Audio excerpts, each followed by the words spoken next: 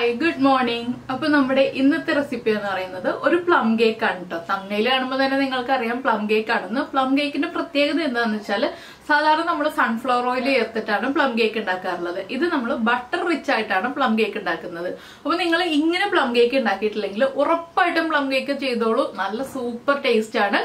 അപ്പോൾ എല്ലാവരും ട്രൈ ചെയ്ത് നോക്കും എന്ന് വിചാരിക്കുന്നു. എന്തായാലും നമുക്ക് ക്രിസ്മസിന് എല്ലാവർക്കും ട്രൈ ചെയ്യാൻ പറ്റിയ റെസിപ്പിയാണ്. ഇതിൽ നമ്മുടെ ഡ്രൈ ഫ്രൂട്ട്സ് ഒക്കെ സോക്ക് ചെയ്യുന്നത് ഒരു ദിവസം സോക്ക് ചെയ്താലും മതി. ഏറ്റവും കുറഞ്ഞത് ഒരു 5 മണിക്കൂർ സോക്ക് ചെയ്താലും കുഴപ്പമില്ല കേട്ടോ. നമുക്ക് ഏറ്റവും പെർഫെക്റ്റ് ആയിട്ട് തന്നെ കേക്ക് ഉണ്ടാക്കാൻ പറ്റും. പിന്നെ കേക്ക് ഉണ്ടാക്കിയിട്ട് ഉടനെ ഉപയോഗിക്കരുത്, അടുത്ത ദിവസം ഉപയോഗിക്കുക. നിങ്ങൾ ഇന്ന് കേക്ക് ഉണ്ടാക്കുകയാണെങ്കിൽ നാളെ ഉപയോഗിക്കുക. അതിനാണ് ഞാൻ ഇത്രയും അടുപ്പിച്ച് കേക്കിന്റെ റെസിപ്പി ഇടുന്നത്. അപ്പൊ നമുക്ക് എങ്ങനെയാണ് നമ്മുടെ പ്ലം കേക്ക് റെഡിയാക്കുന്നത് നോക്കാം. നമുക്ക് നമ്മുടെ ഇൻഗ്രീഡിയൻസ് നോക്കാം. ഞാനിപ്പോൾ 1.5 കപ്പ് മൈദയാണ് എടുത്തിരിക്കുന്നത്. ഇത് 1 കിലോ കേക്കിനുള്ള അളവുകളാണ് കേട്ടോ പറയുന്നത്. 1.5 കപ്പ് മൈദ, 1.5 കപ്പ് ഡ്രൈ ഫ്രൂട്ട്സ് സോക്ക് ചെയ്തത്, 200 ഗ്രാം ബട്ടർ, 4 മുട്ട, പിന്നെ വേണ്ടത് 1.5 ടീസ്പൂൺ നമ്മുടെ ബേക്കിംഗ് പൗഡർ. ബേക്കിംഗ് സോഡ വേണ്ട, 1.5 ടീസ്പൂൺ ബേക്കിംഗ് പൗഡർ മതി.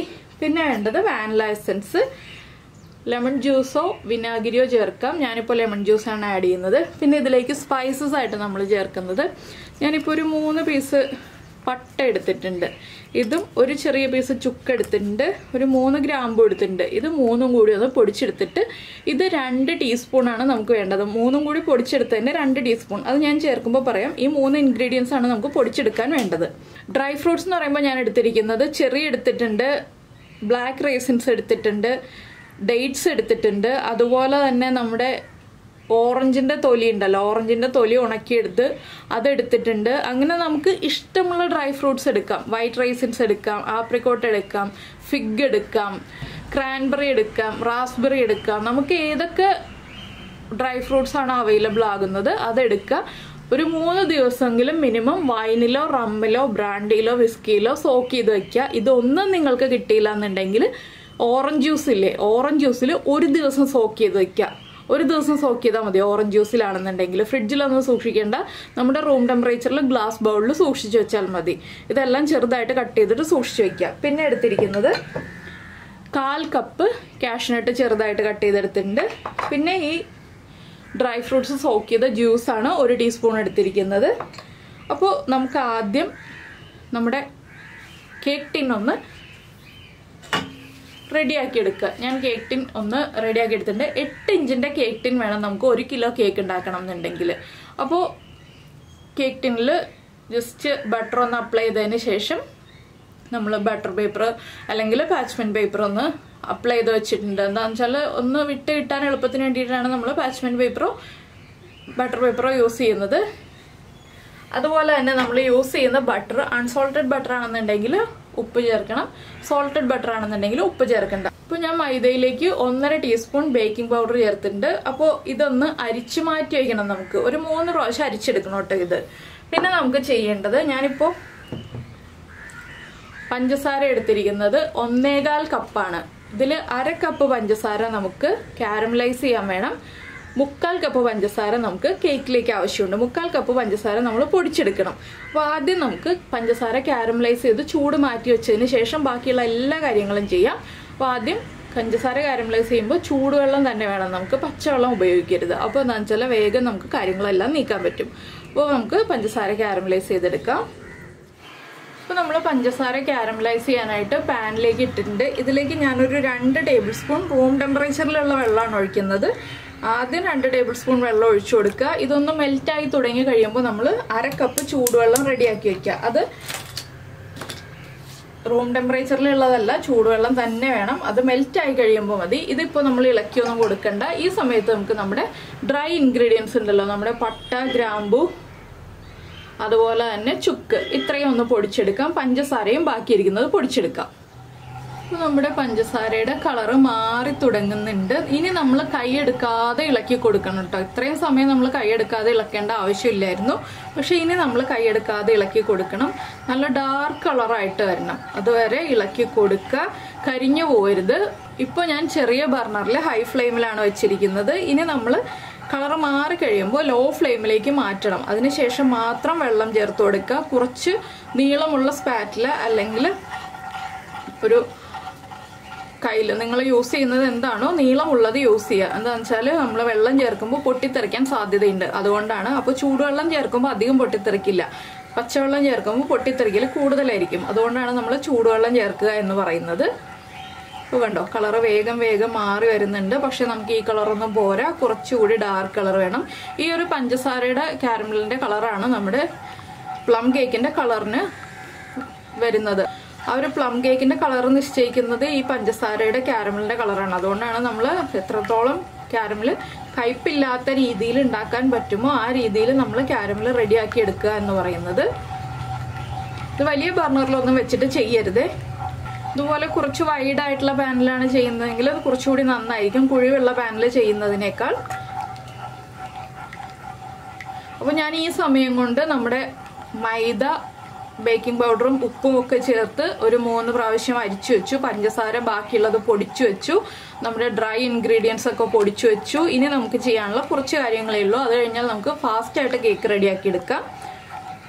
ഇപ്പോൾ കണ്ടോ കളർ മാറിക്കൊണ്ടേയിരിക്കുകയാണ്. ഇതൊക്കെ ചെയ്ത് കഴിഞ്ഞാൽ ഫാസ്റ്റാണ് കേട്ടോ. പിന്നെ ഈ ഒരു കേക്കിൻ്റെ പ്രത്യേകത എന്താണെന്ന് വെച്ചാൽ നമ്മൾ ഈ കേക്ക് ഉണ്ടാക്കിയിട്ട് പിറ്റേ ദിവസം ഉപയോഗിക്കുക. കേക്ക് ഉണ്ടാക്കി അന്ന് തന്നെ ഉപയോഗിക്കരുത്, പിറ്റേ ദിവസം ഉപയോഗിക്കുക. അപ്പോഴാണ് കേക്കിൻ്റെ കറക്റ്റ് ടേസ്റ്റ് നമുക്ക് ആ ഒരു എല്ലാ ഫ്ലേവറോടും കൂടി എൻജോയ് ചെയ്യാൻ പറ്റുക. അപ്പം ഇത്രയും ഞാൻ കാരമലൈസ് ചെയ്യുന്നുള്ളൂ. ഇനിയിപ്പോൾ ഞാൻ ഇതിലേക്ക് വെള്ളം ചേർക്കണം. കുറച്ച് നീങ്ങി നിന്നിട്ട് ചൂടുവെള്ളം ചേർത്ത് കൊടുക്കുക.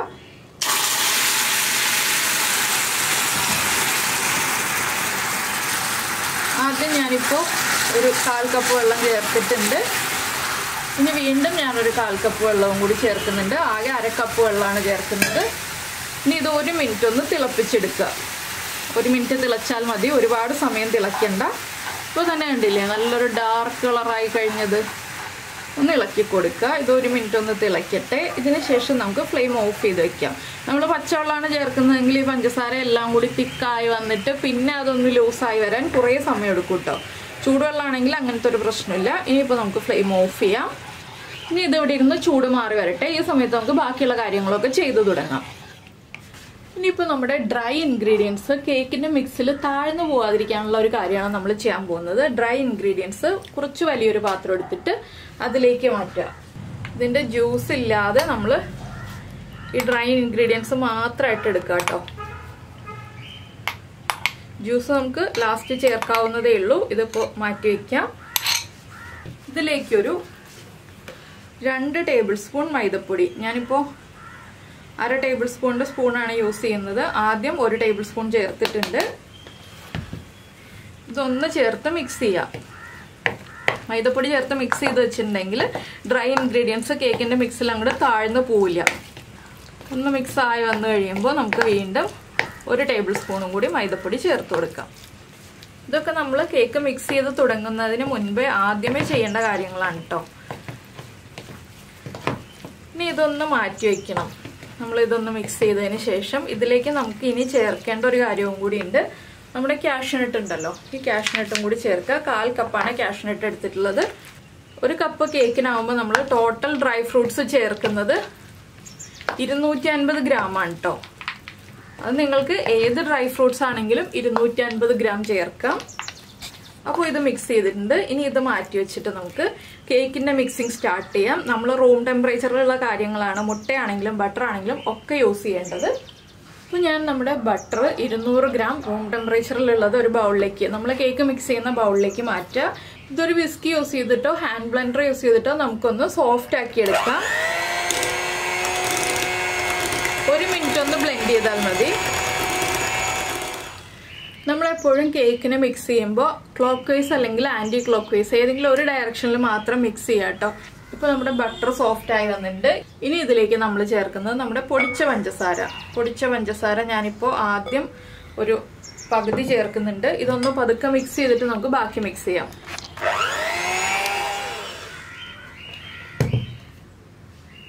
ബാക്കിയുള്ള പഞ്ചസാരയും ചേർത്ത് മുഴുവനും നമുക്ക് മിക്സ് ചെയ്യാം.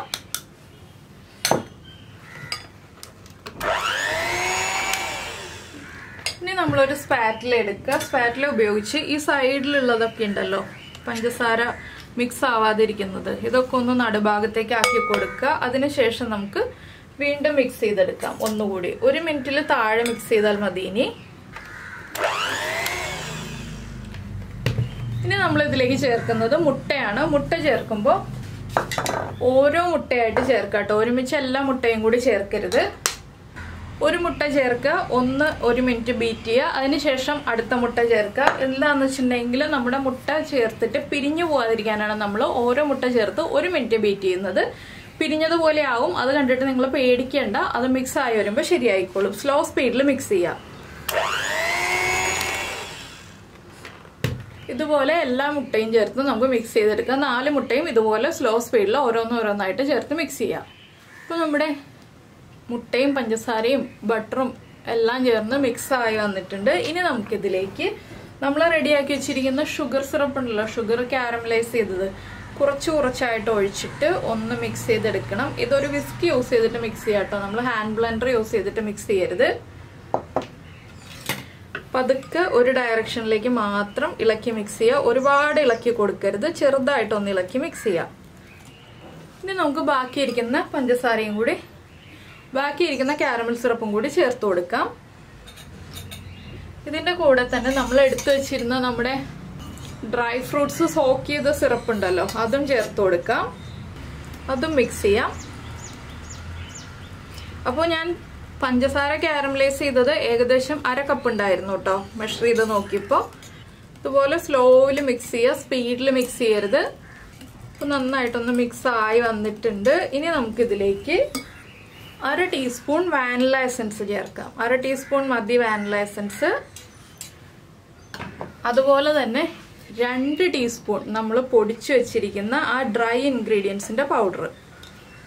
2 ടീസ്പൂണിൽ കൂടുതൽ ചേർക്കണ്ട കേട്ടോ, 2 ടീസ്പൂൺ ചേർത്തിട്ടുണ്ട്. ഒരേ ഡയറക്ഷനിൽ തന്നെ ഇളക്കി മിക്സ് ചെയ്തെടുക്കുക വീണ്ടും. ഇനി നമ്മൾ ഇതിലേക്ക് ചേർക്കുന്നത് നാരങ്ങയുടെ നീര് അല്ലെങ്കിൽ വിനീഗർ 1 ടീസ്പൂൺ. അപ്പോൾ ഞാൻ 1 ടീസ്പൂൺ ലെമൺ ജ്യൂസും കൂടി ആഡ് ചെയ്യുന്നുണ്ട്. ഇനി നമുക്ക് കുറച്ചായിട്ട് നമ്മൾ മിക്സ് ചെയ്ത് വെച്ചിരിക്കുന്ന മൈദയും ബേക്കിംഗ് പൗഡറും ചേർന്ന മിക്സ് ഇതിലേക്ക് ചേർത്ത് കൊടുക്കണം. കുറച്ചായിട്ട് 2 or 3 പ്രാവശ്യമായിട്ട് മിക്സ് ചെയ്യാം കേട്ടോ, ഒരുമിച്ച് തന്നെ മിക്സ് ചെയ്യരുത്. ഇത് നമുക്കൊരു സ്പാറ്റില യൂസ് ചെയ്തിട്ട് മിക്സ് ചെയ്യാം, അതാണ് മിക്സ് ചെയ്യാൻ എളുപ്പം.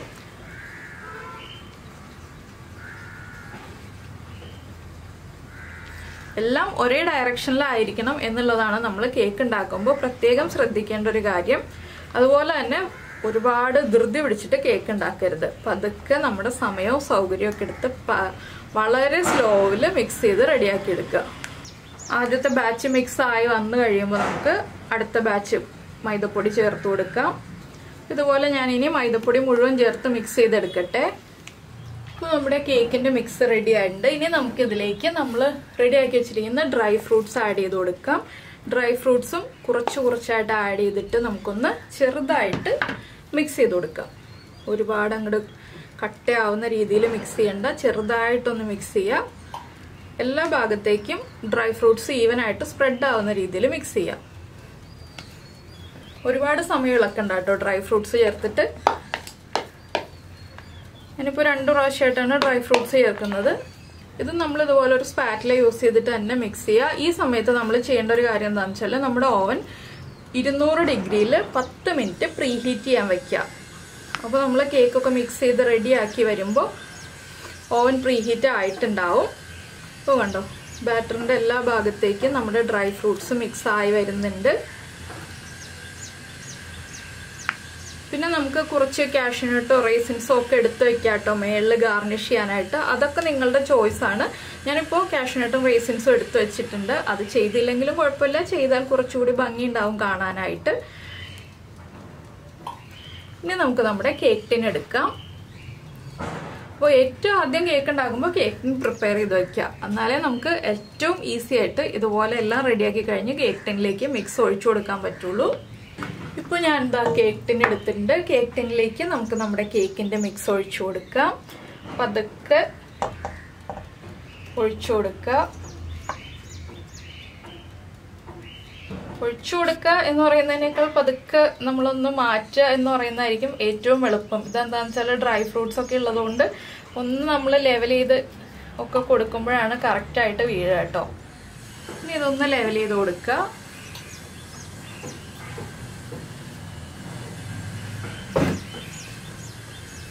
അപ്പോൾ നിങ്ങൾ ഇങ്ങനെ കേക്ക് ഉണ്ടാക്കിയിട്ടില്ലെങ്കിൽ ഉറപ്പായിട്ടും ഇതുപോലെ ബട്ടറൊക്കെ ചേർത്തിട്ട് ഇങ്ങനെ ഒന്ന് കേക്ക് ഉണ്ടാക്കി നോക്കൂ. എല്ലാ പ്രാവശ്യവും നമ്മൾ സൺഫ്ലവർ ഓയിലൊക്കെ ചേർത്തിട്ടല്ലേ കേക്ക് ഉണ്ടാക്കുന്നത്. ഇതൊരു ചേഞ്ച് ആയിട്ട് ബട്ടറൊക്കെ ചേർത്ത് ഇതുപോലെ ഒന്ന് കേക്ക് ഉണ്ടാക്കൂ. ഇനി ഞാനിതൊന്ന് ടാപ്പ് ചെയ്ത് കൊടുക്കുകയാണ്. ഒരുപാട് ലെവൽ ചെയ്ത് കൊടുക്കുന്നില്ല. ഇനി ഒരു 4-5 പ്രാവശ്യം ഒന്ന് ടാപ്പ് ചെയ്ത് കൊടുക്കുക. ആ എയർ ബബിൾസ് ഒക്കെ ഒന്ന് പോയി കിട്ടാനാണ്.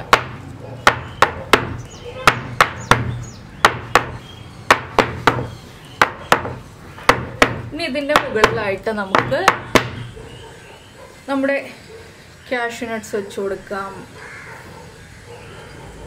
അതുപോലെ തന്നെ റേസിൻസ് വെച്ച് കൊടുക്കാം. നമുക്കിഷ്ടമുള്ള ഡ്രൈ ഫ്രൂട്ട്സ് ഏതൊക്കെയാണോ അതൊക്കെ വെച്ച് കൊടുക്കാം.